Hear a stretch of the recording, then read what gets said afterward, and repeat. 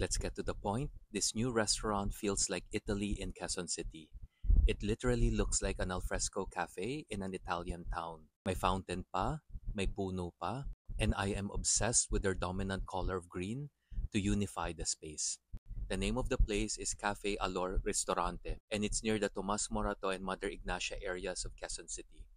And let's be honest, this is not a sponsored post. I paid for my order. And here are their essential information.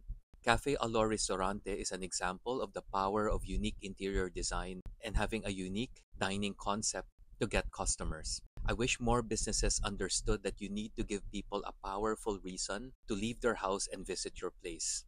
Obsessed ako sa fountain sa gitna ng restaurant. Parang gusto kong maghulog ng coins also at mag-wish ng isang jowa na mabait pero may pagka-Viva Max din. The two things I found unique on the menu were, number one, mango sinigang, 620 pesos. Number two, puto bumbong crepe, 450 pesos. The mango sinigang was delicious, a great balance of sour and sweet. I can see mango pieces and taste it in the soup itself also. And tip ko sa inyo, refillable ang soup and sufficient naman ang meat pieces. The puto bumbong crepe was unique in concept but one-dimensional in flavor. Sa dami ng ingredients niya, ang dominant taste is just sweet. The ube ice cream and the cream cheese inside na overpower. I also cannot taste the ube flavor of the crepe itself, pero cute ang color. I hope they can find a way to bring out other flavors. Tempted ako to suggest a coconut ice cream instead of ube ice cream to symbolize yung coconut shavings on top of the traditional puto bumbong. By doing that, magkakaroon ng another flavor dimension ang puto bumbong crepe na ito. Also, I encourage them to change the plate to a solid color kasi this printed plate was too visually busy. Hindi mo na makita yung beautiful styling ng food. By the way, mention ko lang din, magaling ang staff nila, sobrang maalaga. After I finished eating, the restaurant, to be transparent, gave me 2 free drinks, which na-appreciate ko naman. Number 1, Cafe Shakerato.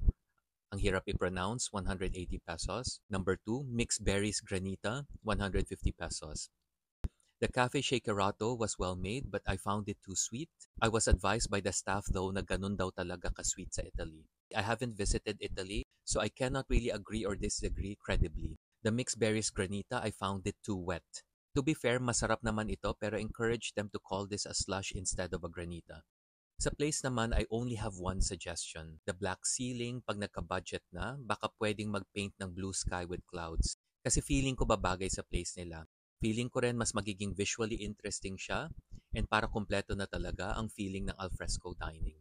Singit ko lang din maganda ang bathroom nila. Overall, Cafe Alor Ristorante was one of the most beautiful and most unique restaurants I've seen. Booming talaga sa creativity ang Quezon City. As soon as I walked in, it felt like another world. And dining here made me believe that life is still beautiful pa pala. Click follow for the next story.